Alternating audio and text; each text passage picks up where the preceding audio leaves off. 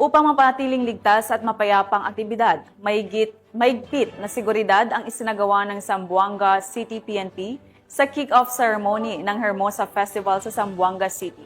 Nakibalita dyan si Patrolwoman Luis Marie Conde.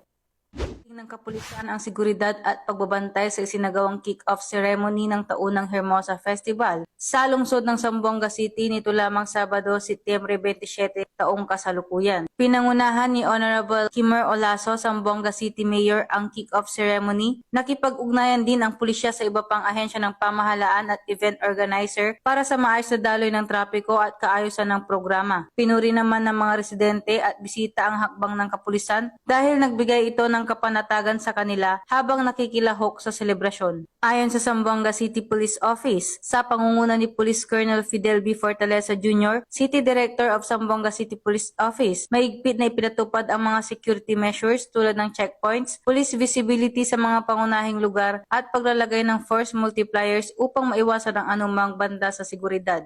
Ayun sir, kamusta naman po yung ginagawang seguridad ng PNP po dito sa pag-umpisa po ng Hermosa Festival? Nandito po tayo sa Zamboanga City. Nandito po tayo sa Artelim Boulevard. Nakikita natin dito sa side natin yung ating stage. At ang event natin ngayon ay pag-open ng Zamboanga Hermosa Festival 2025 dito po sa Zamboanga City, Philippines. Kita natin ngayon ay Parade of Lights Competition. Kanina, nag-opening tayo, may mga performance, yung contingents natin dito sa Zamboanga City, schools, barangays, and other institution. At after that, yung po ating fireworks display. Saya nga po, ito po yung ating Parade of Lights Competition. So nakita naman po natin, orderly po at saka talaga masaya ang mga tao. Dahil po sa preparasyon ng ating local na pamahalaan. At siyempre, yung Philippine National Police, lalong-lalo na dito sa PRO 9, talagang magdang maglingkod para sa ating lahat dito, para matuloy na maging maayos at mapayapa yung ating festival. Nandito rin po yung ating Armed Forces of the Philippines, Philippine Coast Guard, ang Department of Health, ang mga force multiplier po na tumutulong para maging maayos at mapayapa yung ating pagdiriwang. So, sa muli po, buenas noches, buenos dias.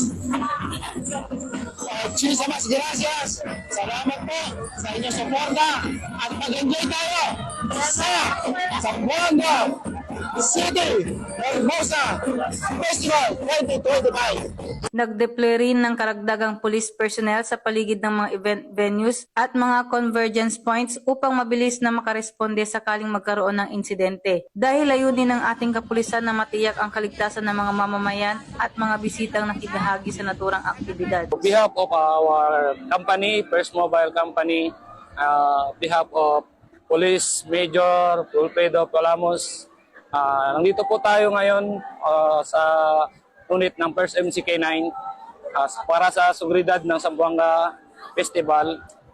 So sinisecure po natin yung daan at saka lugar ng ating float parade para sa kayusan ng lahat at saka sa